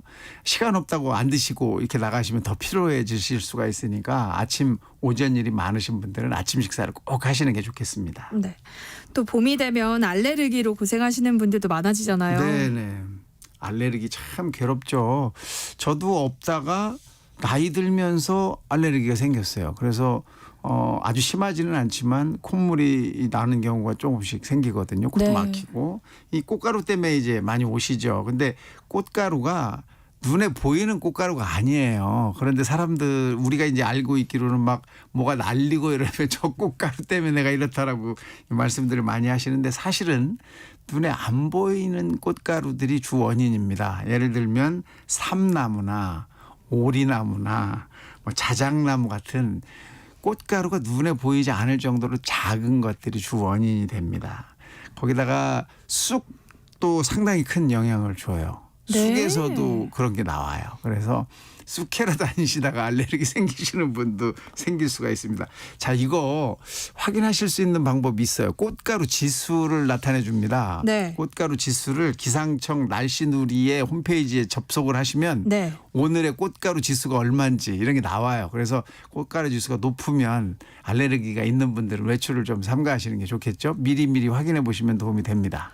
기상청 날씨누리요? 예, 공식 네. 홈페이지에 접속하셔서 찾아보시면 됩니다. 이 꽃가루 알러지 있는 분들은 꼭 외출 전에 확인해 보셔야겠네요. 좋죠. 네. 근데 이 알레르기성 비염 같은 경우는 감기랑 구분하기가 조금 쉽지 않은 것 같아요. 그렇죠. 감기와 구별이 잘 안 될 수도 있습니다. 그런데 감기라는 것을 제대로 알고 계시면 구별이 쉬워요. 감기는 일단 열이 나야 됩니다. 그냥 코만 막히고 재채기만 하고 이러면 감기가 아니에요. 감기는 염증이 심각해진 거기 때문에 열이 나야 돼요. 그러면서 몸이 아픕니다. 그런 거랑 덧붙여서 콧물이 나오거나 재채기를 하거나 또는 기침을 하거나 이런 게 이제 합쳐져 있는 거거든요. 그래서 조금 구별하시는 것은 일단 몸이 아프냐 열이 나냐를 가지고 구별하시면 좋겠고, 봄에만 나는 늘 오더라 이러면 이제 이거는 꽃가루나 또는 다른 봄에 뭐 많이 나오는 진먼지 진드기 같은 것들에 의한 이제 알레르기거든요. 그래서 이런 것들을 좀 잘 확인하시면 도움이 됩니다. 근데 이 꽃가루 알레르기나 이 봄철 알레르기는 초기에 관리를 잘 하셔야 돼요. 안 그러면 합병증, 병발증이 생겨서 괴로워지거든요. 네. 예를 들면 이게 축농증이 생기거나 귀로 가서 중이염이 생길 수 있어요.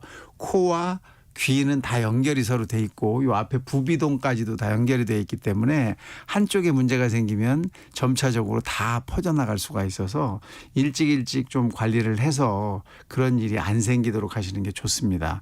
또 이 코가 자꾸 막히거나 콧물이 자꾸 나면 짜증도 나지만 두통도 생길 수 있고 이것 때문에 잠을 못 자는 경우도 생기고 수험생 같은 경우는 집중력이 떨어져 가지고 시험을 또 못 보는 경우도 생기거든요. 네. 그래서 일찍 좀 관리를 하시는 게 좋습니다. 근데 꽃가루 알레르기 같은 경우 외출을 자제하는 게 좋겠지만 그럴 수 없을 때도 있잖아요. 있죠, 뭐 이렇게 있죠. 봄 날씨가 좋고 이러면 나가고 싶잖아요. 아니 꽃 보러 가야죠. 그러니까요. 다른 대처 방법도 다른 거 없을까요? 우선은 이제 그 꽃가루 지수 한번 확인하시고 나가시는 게 좋겠고, 네. 두 번째는 주로 이제 호흡기를 통해서 알레르기가 시작이 되니까 마스크를 쓰시면 돼요. 그래서 우리 요즘 많이 나와 있는 황사 마스크 이런 것들을 이용하시면 훨씬 도움을 받으실 수가 있어요.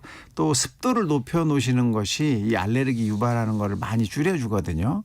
그래서 습도를 높일 수 있는 방법, 뭐 집안에서는 가습기를 자주 틀게 하신다든지 또 나가실 때는 수분 섭취를 충분히 하실 수 있도록 물을 항상 휴대하고 다니시면서 증상이 조금이라도 있을 것 같으면 물을 자꾸 마셔주시는 것이 도움이 될 수 있습니다. 네.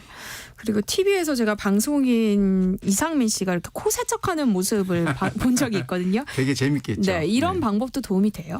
도움이 되죠. 일시적으로 큰 도움이 됩니다. 그래서 막혔을 때는 한두 번씩 해보시는 건 도움이 되는데 이걸 너무 자주 하면 코 점막을 다 망가뜨릴 수 있어요. 왜냐하면 사실 이 안에다가 세척제를 넣는 것이 아니라 식염수를 이용해서 네. 하잖아요. 그래서 식염수는 우리 몸의 그 수소이온 농도나 또는 또 나트륨 농도랑 비슷하기 때문에 큰 문제는 안 되는데 이걸 너무 자주 하면 점막을 보호하기 위해서 나와 있는 점액들이 다 씻겨 나가면서 문제가 될 수도 있어요. 그래서 너무 자주 하시는 거는 권장하지 않고 네. 아침 저녁으로 한두 번 정도 하시는 것은 도움이 될 수 있습니다. 네. 봄철 꽃가루 때문에 또 자꾸만 눈을 비비는 분들도 많더라고요. 네. 실제로 결막염 환자도 많아진다면서요. 엄청 많죠. 건강보험 심사평가원이라고 그래서 우리가 이제 환자가 왔을 때 질병명을 집어넣어 가지고 다 이제 청구를 하게 되는데 그 심평원에서 확인을 해보니까 3월에서 5월 사이에 이 결막염으로 병원을 오신 분들이 약 80만 명 정도 된다는 걸로 확인이 돼 있어요. 이 결막염은 이 알레르기성 결막염이 가장 많고 네. 그 다음으로는 이제 뭐 바이러스성 결막염도 생길 수 있거든요. 근데 이게 봄철에 같이 유행을 하면 뭐가 뭔지 전혀 모르고 막 문제가 생길 수 있어요. 알레르기성 결막염은 이제 꽃가루나 또는 뭐 진먼지 진드기나 뭐 강아지 털이나 이런 것들하고 연관이 많은데 우선 가려워집니다. 눈 주변이 가려우니까 자꾸 긁게 되고 그러면서 눈 안이 충혈이 되고 충혈이 되면서 눈 밖에 있는 막이 불어나요. 그래서 되게 이상한 모습이 생겨요. 깜짝 놀랄 정도로 그 안에 막이 부어서 어우 큰일 났다라고 싶은 그런 정도로 붓게 되거든요. 그러면서 눈이 화끈거리는 느낌도 들게 되고 눈물이 막 계속 날 수도 있고 이런 상황이 옵니다. 이럴 때는 반드시 병원 빨리 가셔야 돼요. 그냥 혼자서 뭐 찬물 넣고 혼자서 뭘 해보려고 하면 더 손해를 보시고 시간이 오래 걸릴 수 있습니다. 더더욱이 여기에 바이러스성 결막염이 같이 왔다. 이때는 감염력이 어마어마하게 빠르거든요. 그래서 학생들끼리 막 눈 비벼줬잖아요. 학교 안 가려고. 그랬던 어릴 때 그랬던 기억이 것도 있죠. 있는데 이게 정말 필요합니다. 개인 위생이 굉장히 중요하고 네. 알레르기 있는 분들은 더욱 더 조심하실 필요가 있습니다. 네. 근데 알레르기 역시 근본적으로는 면역력의 문제로 봐야 한다고요. 그렇죠. 알레르기는 이제 면역이 과하다 이렇게 표현할 수 있을 정도로 작은 거에 더 강하게 반응하기 때문에 생기는 거라고 볼 수 있거든요. 그래서 다른 분들은 그 정도의 자극에는 문제가 안 생기는데도 불구하고 예민하신 분들이 생기는 거니까 면역력에 문제가 있는 거다라고 알고 계시면 좋겠습니다. 네. 똑똑 라디오 주치 오늘은 봄철을 만끽하기 위해선 어떻게 건강을 관리해야 하는지 이야기 나눠보고 있는데요. 충곤증이나 알레르기성 비염 같은 문제로 고생하고 계신 분들 계시다면 방송 들으시면서 문자 보내주시기 바랍니다. 노래 한 곡 듣고 오한진 교수님의 처방 받아볼게요.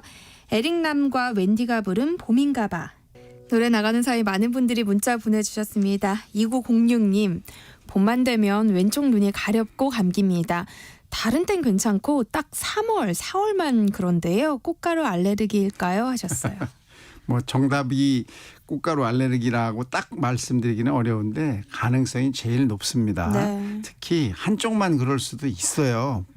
양쪽이 다 꼭 그런 건 아니거든요. 그래서 한 번쯤 확인해 보실 필요가 있겠네요. 네. 9522님, 아들이 초등학교 4학년인데요. 꽃가루 알레르기가 엄청 심합니다. 그런데 혹시 알레르기와 비만이 상관이 있나요? 하셨어요. 있을 수 있죠. 이 비만이라는 거는 이제 지방세포가 많아지는 거고 이 지방세포에서는 염증 물질이 많이 나오거든요. 네. 이런 염증 물질들이 여러 가지 질병과 연관이 되는데 그중에 또 면역과도 연관이 있어요. 그래서 이렇게 체중이 많이 나가게 되면 그 지방세포에서 나오는 여러 가지 물질들 때문에 알레르기도 생길 수가 있고 다른 질병들도 생길 수가 있습니다. 그러니까 초등학교 4학년이니까 잘 좀 조절해서 네. 정상적인 몸무게로 돌아갈 수 있도록 아빠가 좀 도와주셔야 되겠는데요. 요즘 뭐 햇볕이 워낙 좋으니까요. 주말마다 나가서 아빠랑 같이 운동하면 그럼요. 금세 또 체중 네. 감량할 수 있을 것 같아요. 안수진님, 저는 40대 중반입니다. 꽃 알러지도 있고요. 비염도 있습니다. 요즘 들어서 가슴이 좀 답답하다는 느낌이 드는데요. 꽃가루 알러지 때문일까요? 아니면 비염 때문일까요? 하셨네요. 네, 이게 알레르기 때문일 가능성이 더 높아요. 그 알레르기가 아주 극심해지는 것을 우리가 아나필락틱 쇼크라고 하는데 네. 그때는 기도가 막혀서 숨을 못 쉬게 되는 일이 생기는 거거든요. 이분도 지금 가슴이 좀 답답하다는 느낌이 기도로 들어가는 숨길이 조금 막히는 듯한 느낌이에요. 그래서 이런 경우에는 병원을 한번 가셔서 알레르기에 대한 확실한 검사를 좀 하시고 어떤 것들이 나한테 주로 알레르기를 유발하는지 잘 확인하시고 그것들을 좀 피하거나 또는 약물 치료를 받으시거나 하는 게 필요할 것 같습니다. 똑똑 라디오 주치 오늘은 여기까지 하겠습니다. 지금까지 을지대학교 가정의학과 오한진 교수님과 함께했습니다. 고맙습니다. 감사합니다.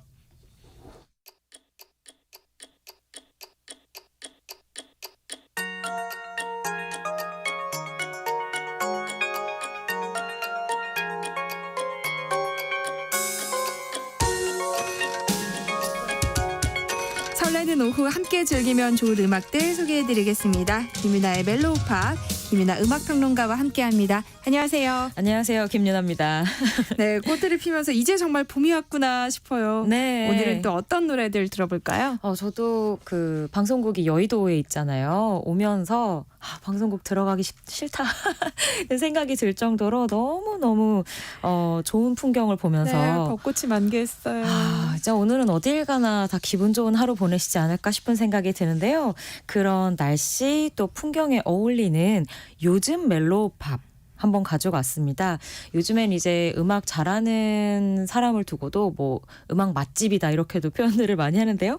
요즘 멜로우팝 잘하는 맛집들 제가 소개해드리도록 하겠습니다.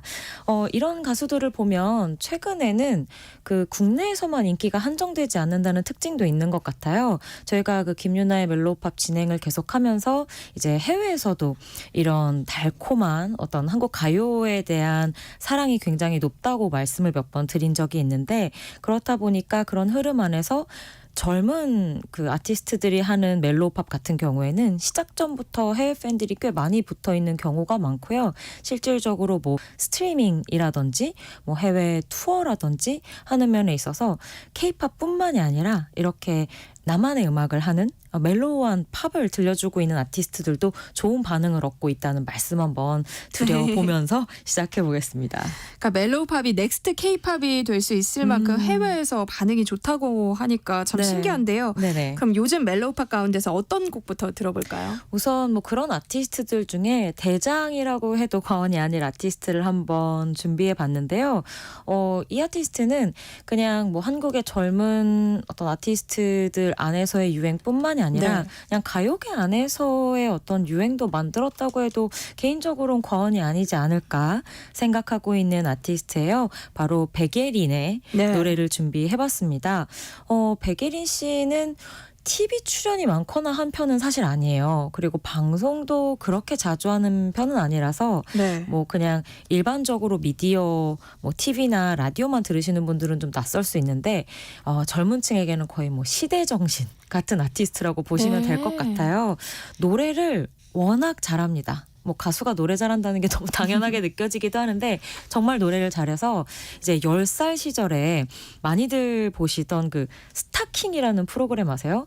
그 어린 친구들 안에서도 좀 재주꾼들이 네. 모여서 여러 가지 기회에 가까운 재능을 선보이던 프로그램이 있는데 이곳에서 이미 10살의 나이에 뭐 발라드 천재 이렇게 출연을 해서 휘트니 휴스턴 노래를 부를 정도로 그리고 우승을 했을 정도로 뭐 어린 시절부터 노래가 워낙에 출중했던 싱어고요. 그리고 이후에는 JYP 엔터테인먼트 K-팝에서 또 3대 기획사로 활약했던 이곳의 연습생이 되면서 사실 아이돌이 되려나 하는 목소리도 많았었거든요. 네. 그런데 이례적으로 JYP 엔터테인먼트에서 솔로 가수로 커리어를 출발을 하면서 지금은 회사에서도 독립해서 정말 그 독립음악가 인디펜던트 뮤지션으로서 가요계에서 자기만의 길을 만들어가고 있는 대표적인 멜로우팝 싱어라고 말씀드릴 수 있을 것 같아요. 그리고 그 JYP에 있던 시절이 연습생으로 한 5년 정도 있었는데 그동안에 한 2, 3년 정도를 미국에서 연습생 생활을 시켰어요. 그래서 기본적으로 영어를 너무너무 유창하게 구사를 하고요. 그래서 노래도 영어로 만드는 경우가 대부분입니다. 그렇다 보니까 자연스럽게 국내외 상관없이 이런 스타일의 음악을 좋아하는 팬층에게 다 사랑받고 있는 아티스트이기도 해요. 그러면 오늘 들어볼 곡도 가사가 영어예요? 예, 그렇습니다. 이게 영어 가사를 좋아하는 분들도 있고 좀 꺼려하는 분들도 계시더라고요. 근데 이 곡, 그 백예린의 스퀘어라는 곡을 가져와 봤는데 이 곡은 좀 이색적인 게 영어로 노래를 했는데도 불구하고 국내에서 정말 뜨거운 반응이 있어서 어떤 기록을 가지고 있냐면 한국 가요 역사상 최초로 한국인이 쓴 순수 영어 가사로 음원 차트 1위를 차지한 노래예요. 그러니까 팝이 1위를 할 때도 있고 외국 가수가 영어로 쓴 가사를 사용한 경우도 있지만 한국 사람이 영어 가사로 쓴 곡이 음원 차트 1위를 했다? 정말 드문 사례였고요. 요즘은 또 이 백예린 씨의 성공 덕분에 점점 더 많아지고 있는 추세이기도 합니다. 그리고 이 스퀘어 같은 경우는 백예린 1집 타이틀곡인데 발표되기 전부터 그 페스티벌에서 부른 어떤 봄 기운 가득한 영상 때문에 더 사랑을 받기도 했던 곡이거든요. 오늘 날씨에 정말 어울리지 않을까 싶습니다. 네, 그럼 백예린의 스퀘어 듣고 오겠습니다. 백예린의 스퀘어 들어봤습니다. 네. 봄날이 아주 딱 맞는 곡이네요. 지금 운전대 잡고 있으신 분들은 가려고 하는 곳 말고 다른 곳으로 가고 싶다고 생각하시지 않았을까 싶습니다. 네, 두 번째로 함께 들어볼 요즘 멜로우팝은 또 어떤 아티스트의 곡일까요? 네, 백예린 씨 노래 들으면서 진짜 그 멜로하다는 느낌 받으셨을 텐데 이번에는 밴드가 연주하는 멜로우팝을 한번 띄워드려 볼까 해요. 사실 밴드 음악하면 다들 아직까지도 좀 락 음악, 강렬한 음악을 많이 생각을 하실 텐데 제가 지금 소개해드리는 아도이라고 하는 이 4인조 밴드는 우리가 생각하는 딱 밴드 형태를 가지고 있지만 음악은 정말 낭만 그 자체? 꿈에서 들려올 것 같은 너무나 그 드리미한 사운드가 일품인 팀이에요. 그리고 스스로를 커머셜 인디라고 부를 정도로 상업적인 독립음악가라는 뜻이잖아요. 네. 뭔가 상충할 것 같은 이 두 가지 이미지를 자신들의 이미지와 활동에 녹여내서 활동하고 있는 좀 독특한 팀입니다. 네. 밴드가 부르는 멜로우팝이라 어떤 느낌일지 굉장히 궁금한데요. 맞아요. 먼저 밴드 멤버들을 좀 소개해 주시면 좋을 것 같아요. 네, 4인조인데요. 그 오주환, 정다영, 지, 박근창 이렇게 4명인데 이 가운데서 아마 오주환 씨는 한 20년 전쯤부터 내가 인디 음악 좀 들었지 하는 분들은 기억을 하실 거예요. 왜냐하면 이스턴 사이드킥이나 스모로 같은 인디 밴드에서 활약을 좀 많이 했던 멤버예요. 그런데 활동을 하다가 이제 밴드가 계속 해체가 되다 보니까 좀 오래 더 많은 사람에게 사랑받고 싶은 그런 노래를 만들고 싶다는 마음이 들기 시작했고 그렇게 해서 만들게 된 게 이 커머셜 인디 음악을 하는 아도이라고 합니다. 그래서 앞서 말씀드린 대로 이전에 오주환 씨가 하던 굉장히 좀 락커다운 그런 음악과는 거리가 있고요. 들어보시면 이게 밴드 음악이야? 그냥 좀 무드 있는 BGM 같은데? 라는 느낌이 들 정도로 상당히 몽환적이고 낭만적인 사운드를 담고 있어요. 그래서 한번 관심을 가져주시면 좋겠고 이 팀 가운데에도 인기의 요인 중에 해외가 상당히 큽니다. 그래서 이 팀도 가사가 대부분 영어로 많이 쓰여지고요. 특히나 저는 이 팀을 두고 이제 거의 태국 왕자다 이런 식으로 이야기하기도 하는데 태국이나 인도네시아, 대만 같은 이 동아시아권계에서 정말 인기가 커서요. 그 국가의 그 음악 페스티벌 같은 곳에서 헤드라이너를 설 정도로 상당히 뜨거운 인기를 끌고 있어요. 요즘 전 세계에 이런 멜로우 팝을 좋아하는 젊은이들의 참 많이 사랑하는 팀이라고 소개해드리고 싶습니다. 네, 그럼 여기서 아도이의 Don't Stop 듣고 이야기 이어가 보겠습니다. 아도이의 Don't Stop 듣고 왔습니다. 네, 저처럼 아도이 몰랐던 분들도 계실 것 같은데요. 맞아요. 네, 오늘 이 시간을 통해서 좋은 아티스트를 좀 알아가셨으면 좋겠네요. 네. 자, 그럼 마지막으로 만나볼 아티스트는 또 누군가요? 이 아티스트는 아마 아도이보다 조금 더 몰랐던 분들이 많으실 수도 있을 것 같은데요. 하지만 놀랍게도 작년에 북미 진출에 성공해서 올해 훨씬 더 큰 규모의 북미 투어를 준비하고 있는 국내 밴드입니다. 이름은 웨이브 투 어스라고 하는 이름이고요. 이 팀도 공교롭게도 영어 이름이기도 하고 그룹명이 또 노래도 영어로 부르기는 해요. 근데 저희 노래 나가면서도 DJ님이랑 잠깐 이야기 나눴는데 최근에 이렇게 세계를 대상으로 하고 활동하는 아티스트들 같은 경우에는 영어가 좀 필수 불가결한 요소가 되어가고 있는 느낌이 있기는 합니다. 그래서 한국의 음악을 하면서도 영어로 더 많은 사람들을 사로잡기 위해서 노력하고 있는 한국을 대표하는 대표적인 젊은 밴드라고 소개해드릴 수 있을 것 같고요. 이 팀은 3인조예요. 그래서 보컬 기타를 담당하고 있는 김다니엘을 주축으로 드럼 신동규, 베이스 차순종 이렇게 활동을 하고 있습니다. 네.